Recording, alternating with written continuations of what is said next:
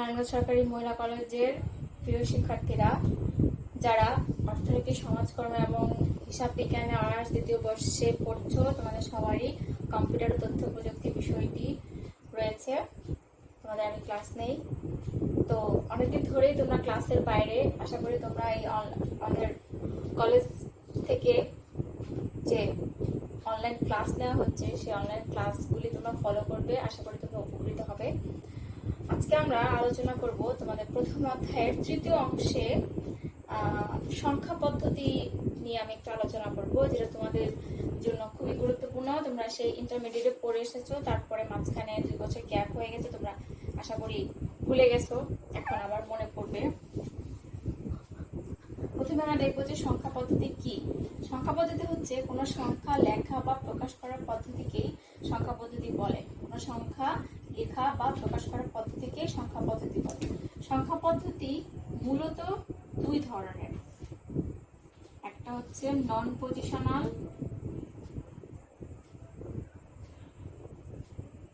আর একটা হচ্ছে পজিশনাল। এখন আসো নন পজিশনাল সংখ্যা পদ্ধতি কি আর পজিশনাল সংখ্যা পদ্ধতি কি। নন পজিশনাল সংখ্যা পদ্ধতি হচ্ছে সেই সংখ্যা পদ্ধতি যে সংখ্যা পদ্ধতি পূর্বে প্রচলিত ছিল, যার নিজের কোনো স্থানীয় মান নেই, ভিত্তি নেই, যে অন্যের উপর নির্ভরশীল, তাকে বলা হয় নন পজিশনাল সংখ্যা পদ্ধতি। যেমন হায়ারোগ্লিফিক্স সংখ্যা পদ্ধতি, যেটাকে বলা হয় নন পজিশনাল। তার আগে কিন্তু সংখ্যা লেখা হইতো রোমান অক্ষরের সাথে একটা এ যুক্ত হইতো, যেখানে এর কোনো অর্থ ছিল না, অথবা আমরা এরকম লিখতাম। তখন যারা নন পজিশনাল সংখ্যা পদ্ধতি ব্যবহার করে তারা এরকম লিখতো যে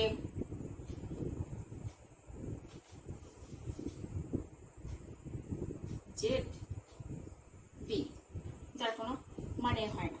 ঠিক আছে, অর্থাৎ যে সংখ্যা পদ্ধতি অনেক পূর্বে প্রচলিত ছিল, যার নিজস্ব মান নেই, নিজস্ব ভিত্তি নেই এবং স্থানীয় মান নেই, তাকে বলে নন পজিশনাল। পজিশনাল হচ্ছে যে সংখ্যা পদ্ধতি বর্তমানে প্রচলিত, যার নিজস্ব মান আছে, স্থানীয় মান আছে, ভিত্তি আছে, তাকে বলা হয় পজিশনাল সংখ্যা পদ্ধতি।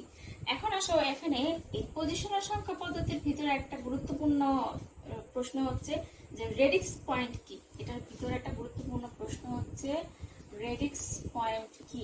রেডিক্স পয়েন্ট খুবই সহজ জিনিস। যেমন ধরো, যদি আমি এরকম লিখি যে 576.12, এই যে দশমিকটা দেওয়া হয়েছে মাঝখানে, এই দশমিকটাকেই পজিশনাল সংখ্যা পদ্ধতিতে বলা হয় রেডিক্স পয়েন্ট। এটাই হচ্ছে পজিশনাল সংখ্যা পদ্ধতিতে দশমিকটাকে বলা হয় রেডিক্স পয়েন্ট। এরপর আসলে পজিশনাল সংখ্যা পদ্ধতি প্রকার হইতে। পজিশনাল সংখ্যা পদ্ধতি হচ্ছে মূলত 4 ধরনের। একটা হচ্ছে দশমিক বা ডেসিমাল, এরপর হচ্ছে বাইনারি, এরপর হচ্ছে অক্টাল, এরপর হচ্ছে হেক্সাডেসিমাল।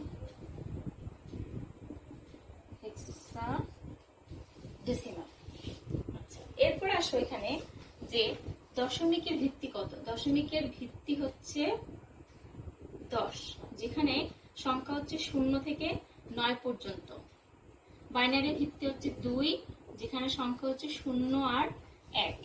অক্টালের ভিত্তি হচ্ছে 8, যেখানে সংখ্যা হচ্ছে 0 থেকে 7 পর্যন্ত। হেক্সাডেসিমালের ভিত্তি হচ্ছে 16, যেখানে সংখ্যা হচ্ছে 0 থেকে 9 এবং এ থেকে 1 পর্যন্ত, যেখানে এ মানে হচ্ছে 10, বি মানে হচ্ছে 11, সি মানে হচ্ছে 12, ডি মানে হচ্ছে 13, ই মানে হচ্ছে 14, এফ মানে হচ্ছে 15। এবং এখানে হেক্সা শব্দের অর্থ হচ্ছে 6। মাঝে মাঝে পরীক্ষায় আসে ছোট ছোট কোশ্চেনে, যে তোমাদের যেহেতু ক খ গ 3টা সেকশনে প্রশ্ন হয়, সেক্ষেত্রে মাঝে মাঝে আসে যে হেক্সা শব্দের অর্থ কি। হেক্সা শব্দের অর্থ হচ্ছে 6, আর ডেসিমাল মানে হচ্ছে 10। তার মানে 10 যোগ 6 সমান হচ্ছে 16। আচ্ছা, এরপরে আসো যে আমরা এখান থেকে মানগুলি কিভাবে দেখব।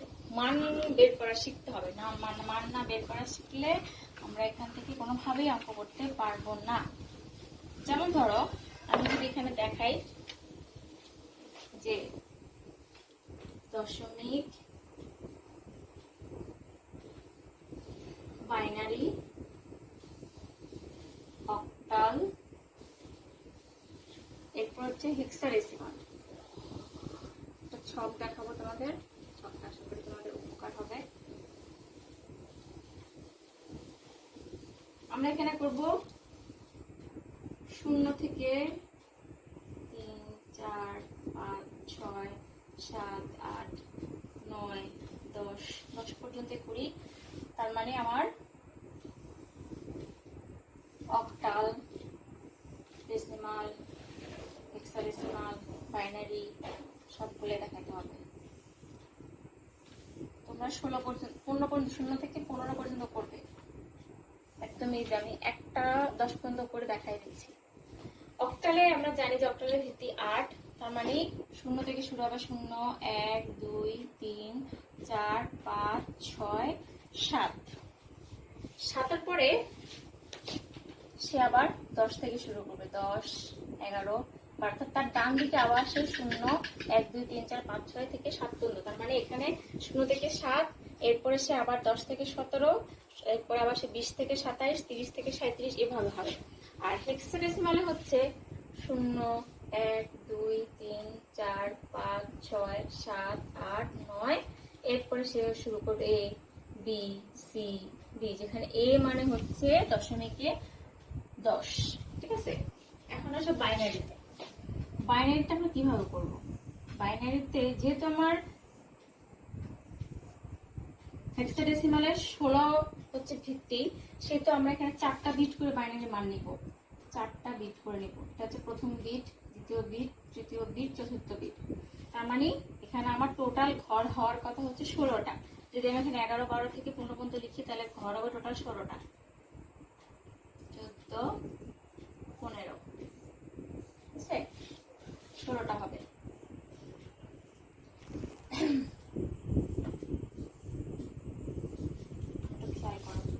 তার মানে এখানে এই ঘরগুলো ফিল আপ করার ক্ষেত্রে সবচেয়ে সহজ নিয়মটা হবে এরকম যে, যেহেতু আমার এখানে 0 থেকে 15 পর্যন্ত টোটাল ঘর হচ্ছে 16টা, প্রথম বিটে আমি এই 16 অর্ধেক নেব। 16 অর্ধেক হচ্ছে 8, 8টা 0, 8টা 1, 6 7 8, 2 3 4 5 6 7 8, এরপর 4টা 0, 4টা 1, 4টা 0, 4টা 1, এরপর 2টা 0, 2টা 1,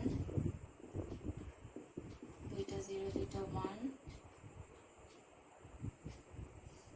2টা 0, 2টা 1, এরপর হবে 1টা 0, 1টা 1, 1টা 0, 1টা 1, 1টা 0, 1টা 1।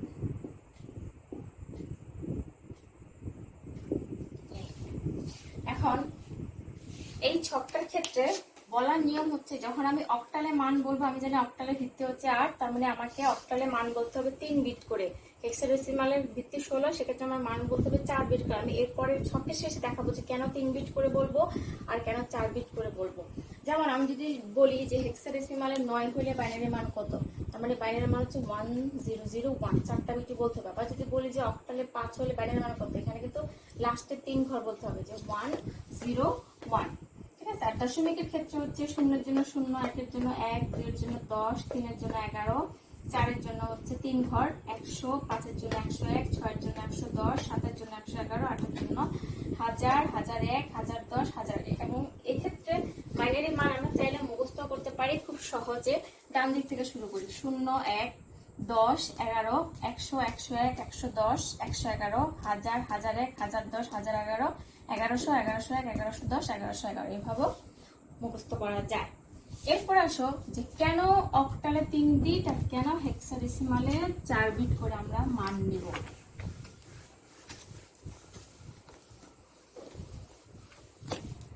আচ্ছা, প্রথমে 2 টু দি পাওয়ার n এর সূত্র ফলো করে হচ্ছে আমাদের এই 4টা সংখ্যা পদ্ধতির মান বের করা হয়। 2 টু দি পাওয়ার n এর সূত্রে হচ্ছে n এর মান যদি প্রথমে 0 হয়, তার মানে 2 টু দি পাওয়ার 0 সমান হচ্ছে 1।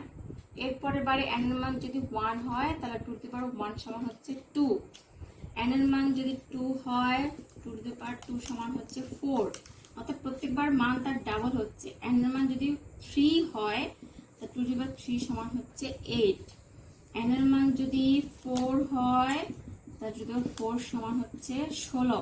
তাহলে এখানে দেখাই যাচ্ছে যে যখন আমার 8 হবে তখন তার n এর মান হচ্ছে 3। n এর মান হচ্ছে, তার মানে n হচ্ছে আমার এখানে বিট সংখ্যা, যে কত বিট হবে। n হচ্ছে আমার এখানে বিট সংখ্যা। যখনই n এর মান 3 হবে তখনই তার টোটাল মান হবে 8, অর্থাৎ এটা ব্যবহৃত হয় অক্টালে।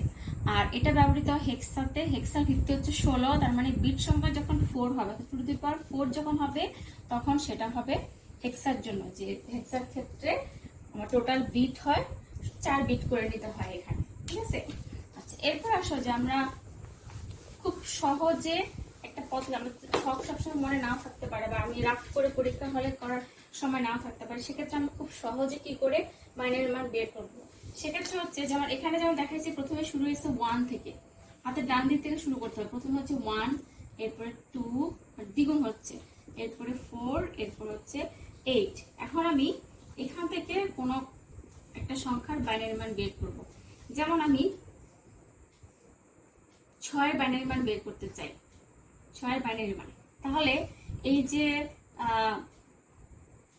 1, 2, 4, 8, 6 কিন্তু 8 এর কম, তার মানে আমার 8 নম্বর ঘরটা এখানে লাগতেছে না। এখানে 8 নম্বরটা লাগলে 4 বিট হয়ে যাবে। আমার 6 কিন্তু হচ্ছে অক্টালের মধ্যে আছে, হেক্সার ক্ষেত্রে আছে, কিন্তু আমি নর্মালি 6 এর বাইনারি মান বের করতে চাই। আমি যদি 4 ঘর দিয়ে করতে চাই, অর্থাৎ আমাকে এমন ভাবে করতে হবে যে উপরে যে সংখ্যাগুলি দেওয়া আছে সেখানে যে দুইটা সংখ্যা যোগ করলে আমি যোগফল 6 পাবো, সেই দুইটা ঘরে বা সেই 3টা ঘরে বা সেই 4টা ঘরে 1 হবে, বাকি যে ঘরগুলি থাকবে সেগুলো সব 0 বলবে।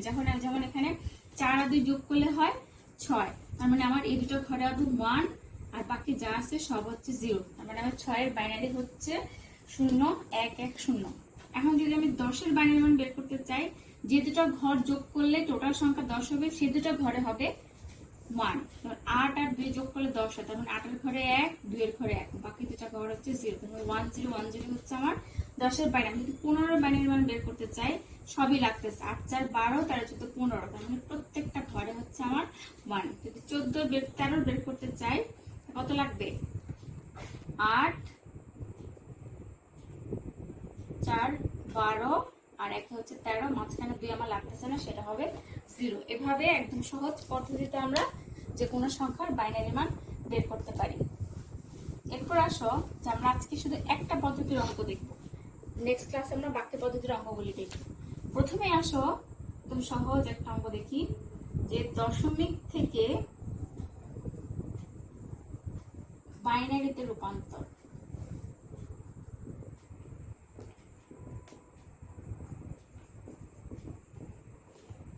দশমিক থেকে বাইনারিতে রূপান্তর করতে হবে কিভাবে? হ্যাঁ, প্রশ্নটা এরকম করে লেখা নাও থাকতে পারে, এইভাবে থাকতে পারে, যে যেমন ধরো আমি দিলাম যে 39 দশমিক ব্র্যাকেটে পারে 10, ব্র্যাকেটে পারে 10 দেখলেই বুঝতে হবে যে এই অঙ্কটা দশমিকে দেওয়া আছে, এবং এখানে ব্র্যাকেটে পারে 2 থাকলে বুঝতে হবে যে এখানে সে বাইনারিতে রূপান্তর করতে বলছে। সেক্ষেত্রে এই 39.50 এখানে এই 39টাকে বলা হয় পূর্ণ সংখ্যা, 50টাকে বলা হয় ভগ্নাংশ সংখ্যা। এখন এটা করার ক্ষেত্রে নিয়ম হচ্ছে পূর্ণ সংখ্যাকে 2 দিয়ে আমরা ভাগ করব। তাহলে কত হয়? 2 দিয়ে ভাগ করলে 2 একে 2, 9 দুগুণে 18, হাত থেকে 1, তার মানে আমার ভাগফল হচ্ছে 19, ভাগশেষ হচ্ছে 1। এখানে 19 আর এখানে যাবে হচ্ছে 1। এখানে 0 না আসা পর্যন্ত আমরা ভাগ করতেই থাকবো। এরপর আবার 2 দিয়ে ভাগ করব, 9 দুগুণে 18, হাতে থাকে 1। 2 দিয়ে ভাগ করব, 4 দুগুণে 8, হাতে থাকে 1। 2 দুগুণে 4, 0।